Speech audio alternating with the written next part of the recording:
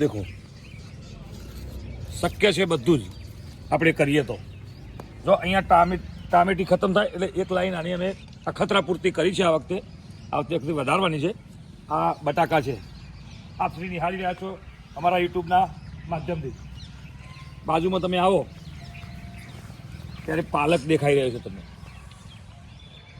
ત્યાં મેથી હતી, હવે પૂર્ણ થઈ છે અને નવી મેથીની પણ ત્યાં લગાવી છે.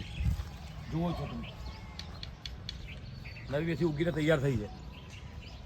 સાથે સાથે આ ધાણા છે, કોથમીર. બરોબર. હવે અહીંયા આવો,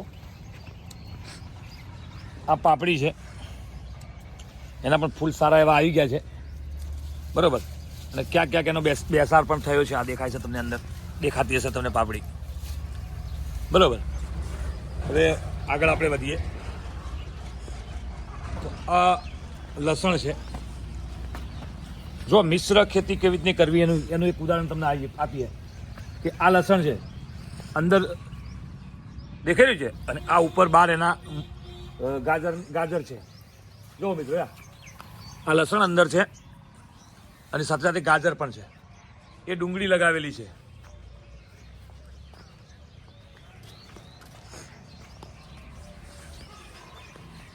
બધી ડુંગળી 12 મહિના આપણા ઘરે ચાલે, પાકે એટલે. આ રીંગણી છે. આ એક અલગ, કોઈ લોકો બ્લેક રીંગણ ખાતા નથી તો એક આ રીંગણનો પણ અમે અખતરો કર્યો છે અને બહુ મજા આવે છે શાક ખાવાની. આ બેટી છે ઘરે ખાવા માટે, પોતે પોતાના ઘરે ચાલી રહે એ ટાઈપની બધી વસ્તુ છે. આપણે આ જોઈએ ફુલાવર, એના અંદર પણ સ્ટાર્ટઅપ થઈ ગયું છે. નાના એવા ફુલાવર બન્યા છે. બતાવો અમારા વ્યુઅર્સોને.